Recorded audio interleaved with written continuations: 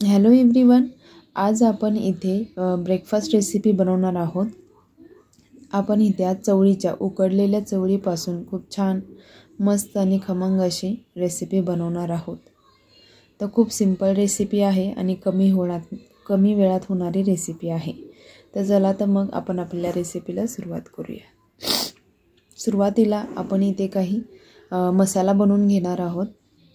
तर इथे मी घेतलेले आहेत लसणाच्या एक 10 ते 12 पाकळ्या घेतलेल्या आहेत। त्याचबरोबर कढीपत्ता आहे,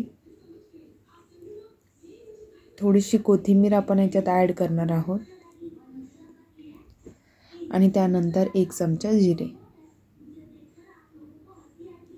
त्यात आपल्याला मिक्सरला बारीक करून घ्यायचा आहे। हा मसाला आपण मिक्सरला बारीक करून घेऊयात। त्याचबरोबर इथे मी 1 वाटी जी आहे उकडलेली चवळी घेतलेली आहे।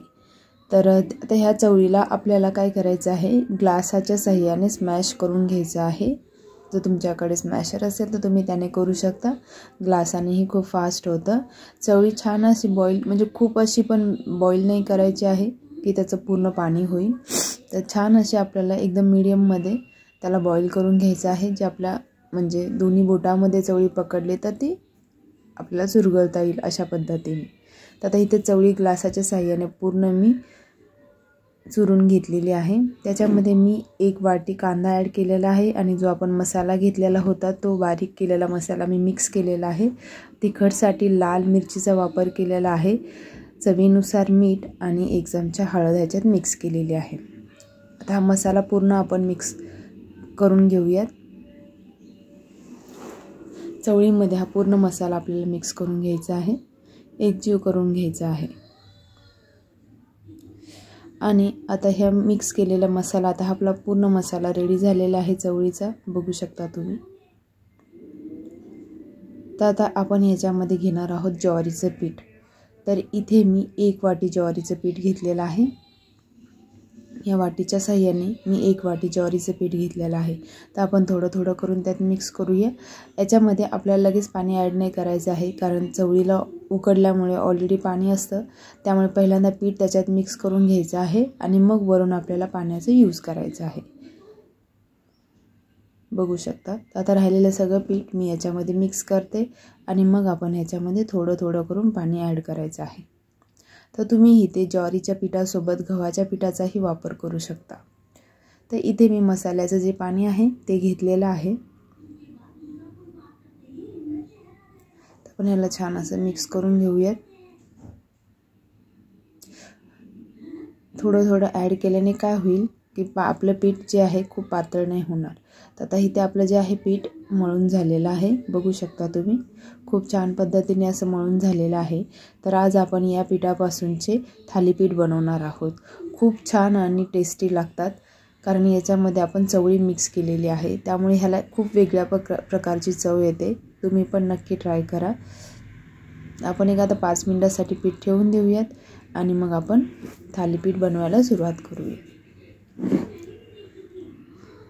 तर इथे मी एक पॉळपोट घेतलेला आहे, त्याच्यावरती एक कॉटनचा कपडा घेऊन ओला कपडा घ्यायचा आहे आणि मग आपल्याला त्याच्यावरती थालीपीठ छान असे थापून घ्यायचे आहे।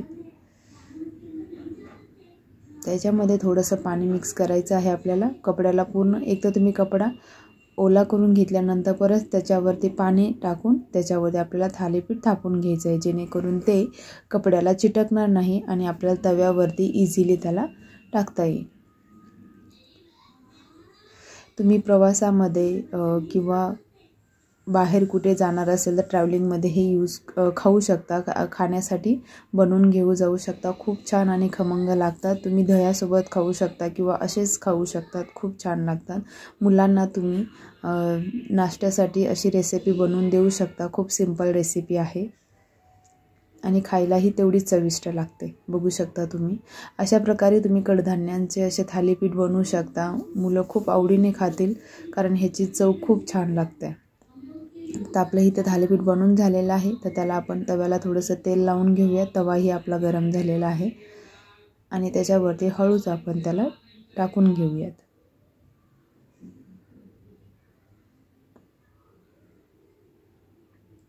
बघू शकता।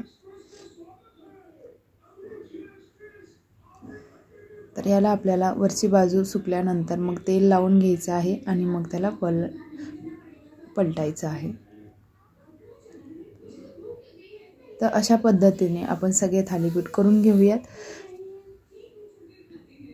बघू शकता. तर खूप छान ह्याला असं खमंग भाजून घ्यायचं आहे. त्याच्या सगळ्या काठ व्यवस्थित भाजून घ्यायचं आहे, कारण हे थोडेसे जाडसर असतात, ते कच्चे नाही राहिले पाहिजे. तर बघू शकता खूप छान असे आपली ते थालीपीठ रेडी झालेलं आहे. एकदम गरम गरम तुम्ही हे खायला खूप टेस्टी लागतात. तर अशा पद्धतीने आपण बाकीचे सगळे थालीपीठ बनवून घेऊयात. त्याचबरोबर तुम्हाला माझी रेसिपी कशी वाटली कमेंट करून नक्की सांगा गाईज. आणि आपल्या चॅनलवर जर कोणी नवीन असेल तर आपल्या चॅनलला सबस्क्राईब करा, व्हिडिओला लाईक करा आणि शेअर पण करा आणि बेल आयकॉनला प्रेस करा, जेणेकरून येणाऱ्या सगळ्या नवनवीन रेसिपीचे नोटिफिकेशन तुमच्यापर्यंत येतील. आणि आपल्या सगळ्या रेसिपी या घरच्या साहित्यातून बनवलेल्या असतात आणि एकदम सिंपल रेसिपी असतात की खूप कमी वेळात तुम्ही एकदम खमंग आणि चविष्ट असे पदार्थ बनवू शकता. बघू शकता इथे आपले सगळे थालीपीठ रेडी झालेले आहेत. त्याला कलरही खूप छान असा आलेला आहे. तर तुम्ही याला दह्यासोबत खाऊ शकता, खूप छान लागतात. इवन तुम्ही शेंगदाण्याच्या चटणीसोबतही खाऊ शकता. तर माझी रेसिपी कशी वाटली कमेंट करून नक्की सांगा गाईज. आपली रेसिपी एकदम छान अशी इथे रेडी झालेली आहे. बघू शकता तुम्ही खूप सॉफ्ट झालेले आहे थालीपीठ आणि खायलाही तेवढेच चविष्ट झालेले आहेत. Thank you guys.